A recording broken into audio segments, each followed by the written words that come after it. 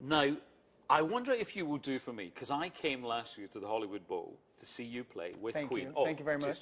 You blew the place apart. Oh. But the line that you did to address the elephant in the room is just the best line of anyone I've ever heard. I don't remember what I said. You don't remember what you said? No, that was a year ago. What was that? You come out, you blew the Hollywood... What did I say? It's brilliant. Well, I'll remind you of it then. Tell me the story. You come out and you blow the place apart. You're there with Queen, Hollywood Bowl, and you do the first couple of numbers, and it's just sensational. And you turn and you go, well, he's no Freddie Mercury. That's right. Yes, I do say that. It's just brilliant. Yeah, it's good to talk to the audience. Like, you know, you guys are all there together. Yeah. And in many ways, that's how I feel about this opportunity, which has been ongoing for 5 years. Is that I feel like I'm one of them. I am a fan. Yeah. And I just happen to get the good seat, you know. I got the first seat next to Brian May, you know. So it's such a treat. It's such a treat. And the great thing is now, you know, we're laughing about that, but I mean, it's so many years on now. So I'm imagining the comfort now is there. Oh, yeah. It feels much more second nature than it did when I started. It feels like it's in my body. With the guys, we can give each other a look, and we know what's going on. We know what each other are thinking. But in the beginning, it was so intimidating. And yes, there's still moments even now that I think to myself, wow, you know, this is crazy. And I look at audience members' faces, and I realize how important each show is to all of them. So even though it's more comfortable now, there is this like awe and wonder that I can see in people's eyes. And that reminds me that even though I've been doing this now for over 5 years, many people, when they come to this show, it's the first time seeing it. So I have to like bring that energy every night. When you look back to when you did first start, now when you've got the hindsight and the experience that you've got and the fact that it's been so incredibly successful, when you look back, do you think, oh my goodness me, I really was scared? Yeah, I've visited a couple of pieces of footage, and I'm like, wow, breathe, Adam, breathe. Yeah, I mean, it was, you know, it was a lot to take on. I mean, it still is a lot, but yeah, at the time, I didn't know how audiences would react to me. In the very beginning, I didn't know exactly how I would mesh with the band. I had doubts, oh my gosh, can I sing all of this music every night? And now, like you said, it's settled in, which feels great. And it feels like a new era has sort of slowly unfolded for us as an act. What was the hardest one to sing? Hardest song?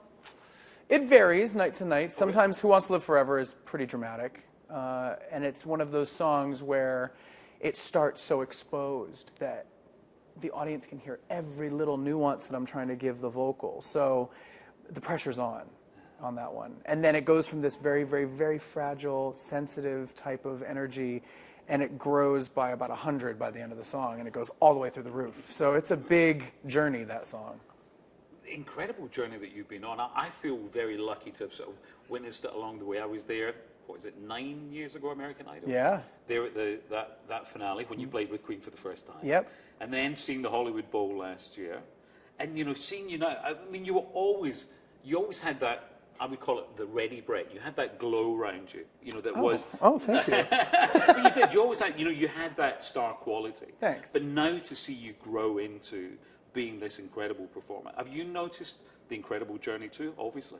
I think it's trusting yourself a little bit. I think that's a big process, learning how to trust yourself. And I'm still very hard on myself. I'm my own worst critic. You know, if I watch something back to review it most of the time, I pick it apart. Yeah. I'm like, I should have done that better. I should have done that better. So in that regard, sometimes as a slight perfectionist, it's hard to enjoy certain moments. But it's also the very thing that keeps me at my best, and it keeps me pushing to be better than the last performance. So I do feel now like I'm settling into just trusting it more than I ever have, which feels good. It's a lot less stressful. I always imagine as well, if you forget the words of a Queen song, the audience are there, aren't they? They're there, exactly. And that's when you learn these tricks. You're like, oh, yeah, your turn, you know. What's been the worst moment? Have you had one of those, like, oh? I've messed up words before. Yeah, I've flubbed lyrics. Queen songs, they have a lot of words in them. In fact, they're notorious for having choruses that aren't repeated every time. There's a different line in each one, and that's confusing. But part of their storytelling, you know, genius. Yeah. So. No falls on stage? No falls. No, I have not fallen. I've near fell. I've like tripped. I've slipped a little bit, but caught myself. Yeah. And you've done that old, planned it. Oh, and you make it look like a move. Yes. Oh, wow. Yeah. Don't worry, it's just a stage I'm Yeah, going it's through. a slide. It's a stage I'm Yeah, going yeah, through. yeah. Quite literally. Slippery feet. Yeah. Now, what about you yourself on that incredible journey? As the person, as the man? Oh, I'm a person too? Oh, yeah. Man, I mean, I don't know. But, you know, it's really easy, you know, when you pour your all into your work. And I'm lucky that I get to work all the time and I get to travel a lot. Sometimes I've noticed I've had to stop and realize that I'm you know, neglecting other parts of my heart or my mind. And it's interesting when you realize that. Journaling or looking back at pictures or talking to friends, and I go, okay, I need to tune in with like, you know, go into myself and check in with myself and tune up a little bit, you know. Talk to a friend, talk to a family member. I'm lucky that I haven't had any major gigantic issues in my life. I've stayed pretty afloat, but you know, yeah, I get moments of loneliness being on the road a lot, moments of doubt. And again, being an artist, the blessing that we get is to put all of that into the art. So anything you're feeling on the outside, anything that's not, you know, a ray of sunshine, can actually make for, you know, a better performance sometimes. It's interesting when I speak to, luckily, to so many big stars, but it's that thing of, are you at your happiest when you're on stage? And for some people, it is, because as you're saying, there is a certain degree of loneliness that goes with what you do. I think the thing about it is it's the energy. You know, when you're on stage, there's this rush of adrenaline you get, and you're connected to all of these amazing people. Some might call it, oh, you're just getting a lot of attention, and yeah, that's not too bad. But it's a charge. It's like charging a battery, and the minute you get off stage, they've unplugged it, and you're still charged at that point. So you're like, okay, I'm cool. You get off of a tour, and you come home, and you're out of battery juice. You know what I mean? You're not being plugged in nightly. So there is like this drop in your energy and sort of your purpose. And I know like when I get off of a tour, there's like a couple weeks, it's almost like jet lag, where I feel kind of like, what am I doing? Why am I even here right now? What am I supposed to do with myself? And then you pick up, you know, a paintbrush or go on a hike, or you find something to restore your spirit a little bit. But it's tricky and it takes a while to figure out. Well, you know, there's always those stories of people in bands who then have their home room decorated like the hotel bedroom. They can't sleep unless it feels like a hotel. You do get used to it. You get used to being on the road. And you know, I think one of the things that's so beautiful is that when you are on stage, you get all that love from the audience. And it is something that keeps you fulfilled in a way. But it's also all a spectacle. It's all the persona of the person on stage. You know, it's not the person underneath all that. So there's this sort of double life that I've found that I'm in the middle of all the time. It's definitely interesting, and it helps for writing great music. Helps for that, but from a dating point of view. Oh Lord, dating. I don't even know where to start. Yeah, I mean, I can't begin to imagine, because again, as you're saying, does this person want that Adam or this Adam or? Yeah, and it's not really a simple question to ask somebody either. You know, most people don't really even know the answer to that question. So you have to kind of figure it out, and you don't want to be suspicious or, you know, trying to psychoanalyze people when you're on a first date. That's not very attractive. You know, with your pad of paper, like laying down. So what a child was like, you know. I don't know. I think I'm starting to like kind of give it up to the universe a little bit more, and realize that as a creative person, as an artist, we create our moments or our projects, and a lot of control goes into that. And you design it, and you write it, and you rehearse it, and you're in control of it, and then you let it out in front of an audience. But in matters of the heart, it doesn't work that way. You can't write a relationship from your own perspective. It's something that happens naturally between two people.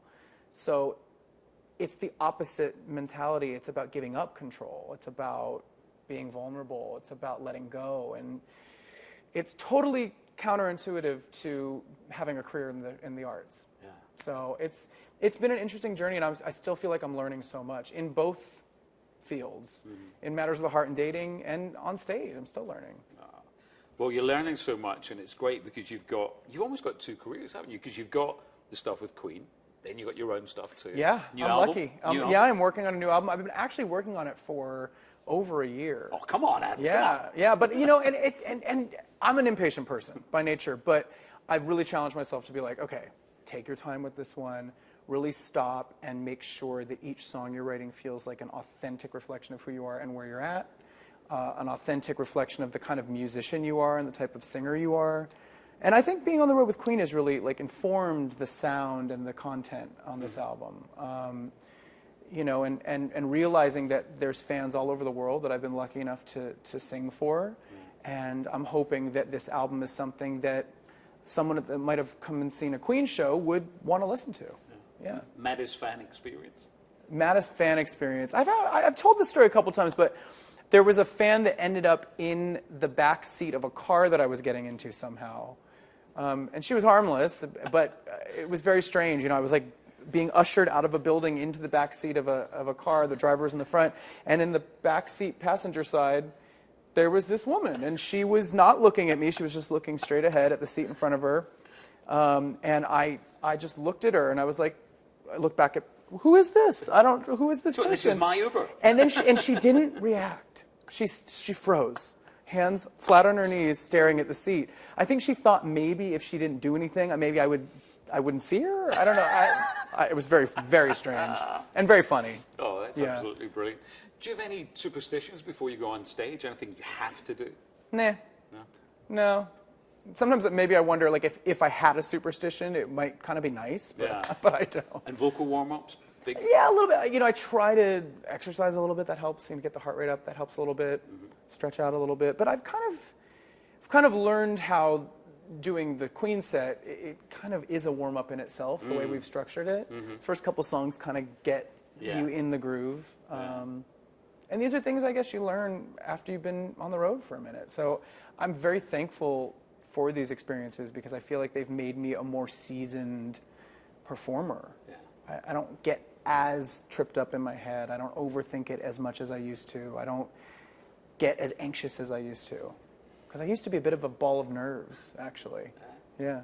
What's the biggest change that you've seen in yourself? Like I said, I think just relaxing into it a little bit more. It used to be that like the anticipation, even like waking up the morning of a show day, even on tour, I would kind of get sort of intense and start, oh, my voice is, a little bit neurotic about the voice and a little bit of a hypochondriac, which has not totally gone away, but it's definitely calmed down a lot. Yeah. Trusting myself. Away from the stage, you're always good at giving back as well. Trevor Project is something that you get involved in a lot. How did that come about? I've worked with a couple different charities all around town. I mean, over the last few years, it's been amazing. I've done stuff with them before. We did a charity single a couple years ago. I'm actually in talks right now to maybe develop something with GLAAD. I'm always looking for new ways to sort of get involved and use my platform to give back. So I'm formulating something right now. I can't really talk about it, but I have something in the works. Okay. So I'm very excited about it. Any clues at all? Helping people. good things for people. Yes, good things for my people. Yeah, that's good as well. And again, it is that thing of being in that wonderful situation to be able to give back. It's important. I think it's really important. I think there's so much work that goes into having a career. And a lot of it is just work ethic and being in the right place at the right time. But once you do achieve that, you can't be selfish about the rewards that you get from it. You got to turn it over. You got to share. Just thinking, what's the most surprising thing about you that people would go, wow? I don't know. I think one of the other things that's changed about me is I'm not as self-aware as I used to be, which is a good and bad thing. I don't know. I meet people and they always think I'm going to be like short for some reason. Everybody goes, "You're so tall." I'm like, I'm not that tall, but I guess they just assume that I'm a little guy. I don't know where that comes from. Puppet. Yeah, I guess. I don't know where that comes from. I'm 6'1", ladies and gentlemen. 6 feet tall, and the shoes usually help. Absolutely. So, it's usually about 6'2", 6'3", maybe 6'4" if a wild night. How high the heels get. Yeah, and they do get high. In terms of when you're singing in the shower, what do you sing your own hits? you sing Queen hits? What do you sing? I usually don't sing in the shower if I'm showering in the morning because I'm still waking up. And those acoustics. I'm not a morning person. I'm like, oh, shower, wake me up. But yeah, if I have to do like, if I'm getting ready for something, I don't know. I sing whatever's in my head. Sing whatever I was last listening to, or if I want to go over something that I'm going to sing later, I'll sing that. I mean, I don't know. I don't think about it. I don't know. Yeah. I'm always kind of humming to myself, though. Yeah. Obviously, when you look at you on stage, I mean, there's no one more perfect for a wonderful musical theatre role as well. Maybe someday, yeah. I mean, that's definitely my origins. I come from the theater. I grew up doing theater. That was my first real love. It was the first time when I was a kid that I made friends with people that were like me, that were, you know, imaginary. They were in their imaginary world. They wanted to play dress up. They wanted to perform for people. It was the first time I had a group of friends that understood who I was. And that community has always been really a big, important draw for me for the theater world, and probably why I loved it so much. And then, you know, growing up, doing it all through school and high school, and then into my 20s here in LA. And then slowly kind of, I still love theater, but I started being really drawn to being an artist and being able to create it myself. But I do miss that community. And I love the art of theater. I go to shows all the time. I have a lot of friends that do theater, and I think someday I'll probably end up on stage in something. Yeah. Which role would you choose? Because the interesting thing is, as you get older, those roles that you think you can play, and then they start slipping away a little bit. Yeah, tell me about it. I don't know. I think it hasn't been written yet. Oh, right. Yeah, I think if I were to do something, I think I'd want to do something brand new. Yeah. Maybe help write it. I don't know. I was just going to say. Yeah, maybe so. What about Never say never. Adam Lambert, the musical? No, I don't want to. No, I don't want a musical about my life. It's not that interesting. But I'll play about somebody else. Yeah. No, you see, it'd be great. It'd be like Neil Simon used to always say he wanted to have a play called Neil Simon, and he would be in it. That's not narcissistic at all. No, Neil Simon in Neil Simon by Neil Simon at the Neil Simon. So you've got to think about that, Adam. It's very meta. Yeah, exactly.